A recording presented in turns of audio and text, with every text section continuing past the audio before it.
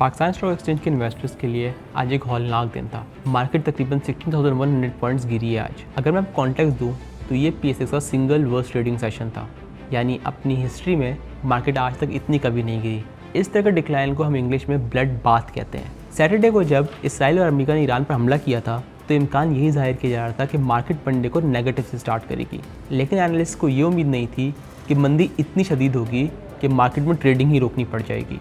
आज सुबह जब ट्रेडिंग स्टार्ट हुई तो KSE 100 इंडेक्स 152,717 पॉइंट्स की लिमिट पर था, यानी अपने प्रीवियस क्लोजिंग से 15,000 पॉइंट्स मार्केट ट्रेडिंग शुरू से पहले ही गिर चुकी थी। और जब ये लेवल परसिस्ट किया तो तकरीबन 9:22 पर मार्केट में ट्रेडिंग रोक दी गई। 1 घंटे बाद जब ट्रेडिंग दोबारा शुरू हुई तो हमें तकरीबन 7,000 पॉइंट्स की रिकवरी दिखी, लेकिन उसके बाद इंडेक्स ने बहुत ही स्टीप डिक्लाइन लिया और by the day and market 10% decline के बाद 151,900 पॉइंट्स के अराउंड बंद हुई।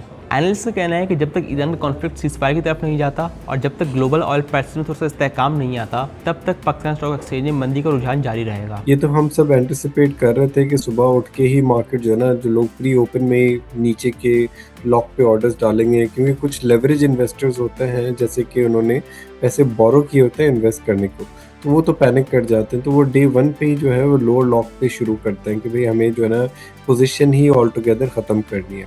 वो हमने देखा क्योंकि वो प्राइस रेंज इतनी नीचे थी, फिर रेगुलेटर ने हॉल्ट लगा दी। फिर वहाँ के बाद हमने देखा एक इनिशियल बाइंग आई, जो हमने देखा 5-6 हज़ार पॉइंट्स की रिकवरी हुई, बट वो सस्टेन नहीं कर सकी। बिकॉज देखें, जब ऐसी कोई वॉर छिड़कती है जिसमें हमने खुद देखा है कि जो लीडर्स कहते हैं कि ये कुछ हफ्ते तक वॉर चलेगी, तो ये एक दिन के अंदर चीज़ें रिकवर नहीं हो सकती। फिर हमने देखा later in the part of the day, क्योंकि अभी ये भी एक फैक्ट ऑफ द मैटर है कि स्ट्रेट ऑफ हॉर्मुज़ पे भी काफ़ी चीज़ें ब्लॉक हो गई हैं और इंटरनेशनल ऑयल प्राइसेस जो है वो और बढ़ रही हैं। तो जब तक ये चीज़ सेटल डाउन नहीं करेगी तो मार्केट में वॉलेटिलिटी रहेगी।